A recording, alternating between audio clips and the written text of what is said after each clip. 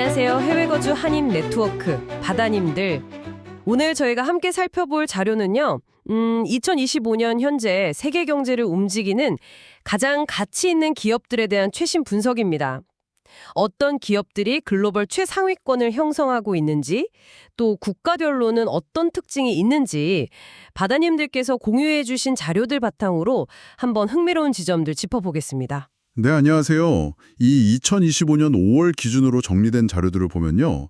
전 세계 시가총액 상위 50개 기업 리스트가 나오는데 가장 먼저 눈에 띄는 건 역시 특정 국가의 압도적인 영향력입니다. 그렇죠. 딱 보면 바로 그게 보이죠.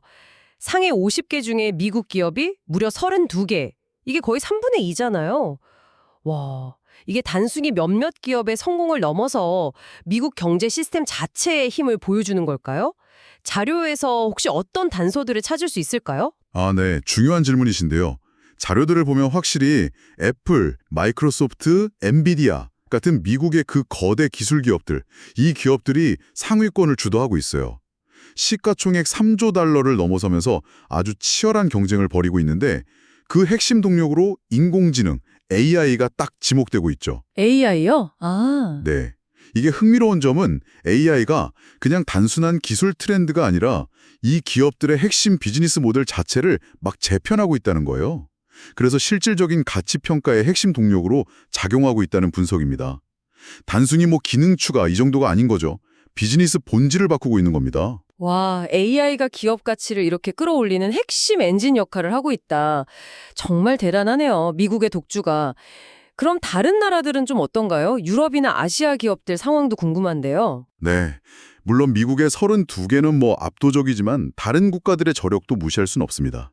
유럽에서는 이제 명품이랑 소비재 강국인 프랑스가 3개, 또 제약하고 금융이 강한 스위스가 2개 기업을 순위에 올렸고요.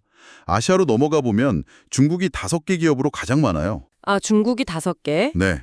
그 외에도 한국, 사우디아라비아, 네덜란드, 일본, UAE, 대만, 독일, 데누마크가 각각 1개의 대표 기업을 상위 50위권에 포함시키면서 각자의 존재감을 드러내고 있습니다. 아시아에서는 특히 대만의 TSMC가 정말 눈에 띄네요.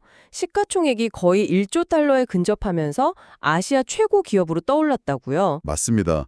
TSMC는 그 반도체 파운드리, 그러니까 애플이나 엔비디아 같은 기업들의 설계를 받아서 대신 반도체를 전문적으로 생산해주는 핵심 기업이죠. 반도체 공급망에서 차지하는 그 전략적인 중요성, 그게 바로 가치를 증명해주고 있는 겁니다. 그렇군요. 네, 아시아 반도체를 TSMC가 이끈다면 중동에서는 또 완전히 다른 성장 스토리가 눈에 띄어요. 바로 아부다비의 IHC라고. 와, IHC? 저도 자료 보고 진짜 놀랬습니다. 이게 원래 어업회사에서 출발했다고요? 네, 맞아요. 근데 헬스케어, 부동산, 심지어 AI랑 스페이스X까지 투자하는 거대 복합기업으로 성장했다니 바다님들께서도 이 변신 과정이 정말 궁금하실 것 같아요. 자료에 따르면 어떤 전략이 있었던 건가요? 네, 그야말로 파격적인 다각화 전략인데요. IHC는 그 전통 산업 기반에서 출발했지만 미래 성장 가능성이 높은 분야에 아주 과감하게 투자하면서 단기간에 엄청난 성장을 이룬 사례입니다. 이게 특정 산업에 얽매이지 않는 그 유연한 투자 전략이 어떻게 기업 가치를 극대화할 수 있는지를 보여주는 거죠. 유연한 투자 전략. 네.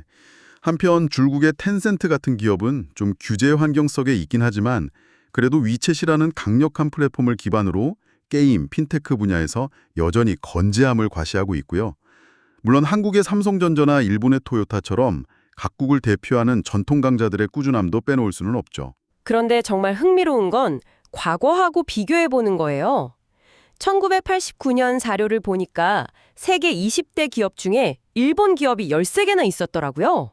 맞아요. 그때는 정말 일본 전성시대였죠. 그렇죠. 그런데 2021년 기준으로 보면 단 한 곳도 없다는 분석이 있네요. 와.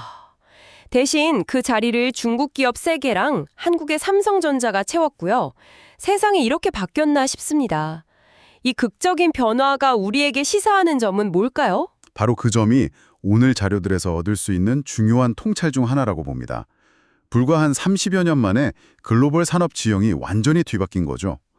과거에는 은행이나 중공업이 세계 경제를 주름잡던 시대였다면 이제는 IT, 기술 기업들이 그 중심에 딱 섰습니다. 네. 이건 영원한 강자는 없다는 사실과 함께 산업 트렌드의 변화를 읽고 적응하는 게 얼마나 중요한지를 아주 극명하게 보여줍니다.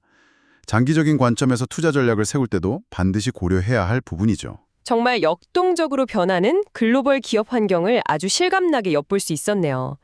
미국 기술 기업들의 초강세 속에서도 각국의 대표 주자들이 저마다의 강점, 또 전략으로 경쟁하는 모습이 참 인상 깊습니다. 이런 글로벌 기업들의 동향은 아무래도 해외에 계신 저희 바다님들의 투자나 커리어에도 직간접적인 영향을 줄 수 있는 중요한 흐름이겠죠. 그렇습니다. 오늘 살펴본 자료들은 현재 경제 지형의 어떤 스냅샷이지만 동시에 미래를 가늠해 볼 수 있는 중요한 단서들을 제공한다고 생각해요. 바라님들께서는 이 자료들을 보시면서 앞으로 한 10년, 20년 뒤에는 또 어떤 기업들이 이 리스트를 채우게 될지, 그리고 현재의 강자들이 과연 계속해서 그 자리를 지켜나갈 수 있을지 한번 상상해 보시는 건 어떨까 싶습니다. 미래를 예측하는 가장 좋은 방법은 어쩌면 현재의 변화 속에서 그 힌트를 찾는 것일지도 모르니까요.